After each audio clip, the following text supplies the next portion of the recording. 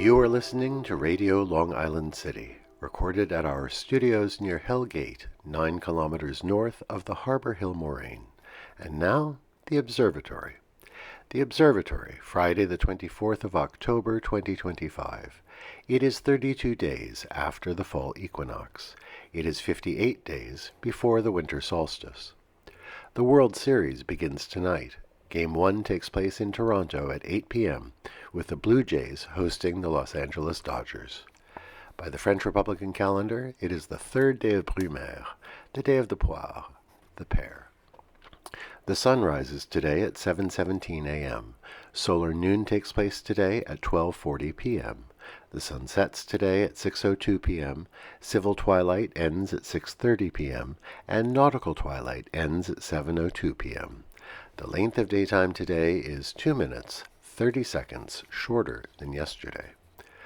The moon is in its waxing crescent phase and is 9% full at midday.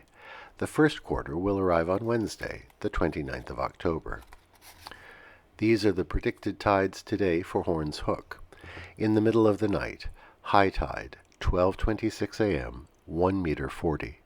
In the morning, low tide, 6:16 a.m., 27 centimeters. In the afternoon, high tide, 12:35 p.m., 1 meter 77. In the evening, low tide, 7:19 p.m., 0 centimeters. In our shared realm of plants and animals, local fisherfolk are reveling in the opening of blackfish season this month. The blackfish, or tautog, is common in our area and is widely eaten, with white, dry flesh of a delicate flavor. It can be baked, grilled, or made into fish chowders. It's fished both from boats and from shore.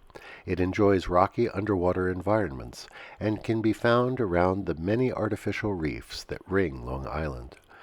Unfortunately, it does not reproduce very generously, so overfishing can be a problem. It is classified as a vulnerable species. The fall fishing season for tautog lasts until December 9th. The spring season is April 1st to the 30th. Commemorations. On this day in 1908, the vaudeville performer and singer Edward Meeker hit the charts with his recording of Take Me Out to the Ball Game. The song was written by Albert von Tilzer and Jack Norworth, who amusingly had never attended a professional baseball game. The song was first performed at an actual baseball game during the fourth game of the 1934 World Series.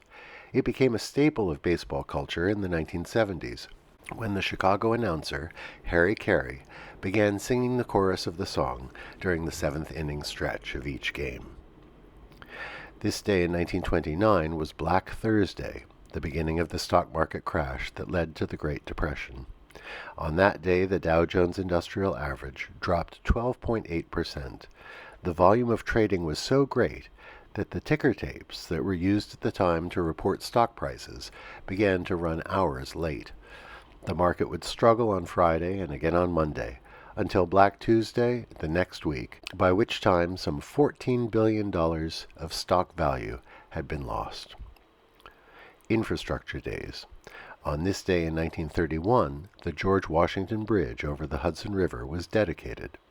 Morgan Foster Larson, the governor of New Jersey, and Franklin Delano Roosevelt, then governor of New York, attended the opening ceremony, along with 30,000 guests. The bridge was open to pedestrians from 11 a.m. until 6 p.m. The first to cross the bridge were 2 elementary school students on roller skates. The next day, the bridge opened to cars. A somber anniversary. On this day in 1956, Soviet troops invaded Hungary to quash an uprising against Hungary's communist government. The violence would last until November 11th, by which time the Soviet tanks had ensured Hungary would remain a client communist state. Today we remember Annie Edson Taylor, born on this day in 1838. She was the first person to survive a trip over Niagara Falls in a barrel. Taylor was 63 years old when she performed her stunt. The barrel was custom-made and was lined with mattresses. Having been sealed inside, Taylor was set adrift near the American shore south of Goat Island. The current carried her over the Canadian Horseshoe Falls. She emerged uninjured, but for a small gash on her head. Remember Annie Edson Taylor, an intrepid sexagenarian. Today is United Nations Day. It is the anniversary of the adoption of the Charter of the United Nations in 1945. Remember the promise of the UN today and the spirit of international cooperation it represents. Remember especially its most successful agencies, the World Health Organization, UNESCO, the High Commissioner for Refugees, and the World Food Program.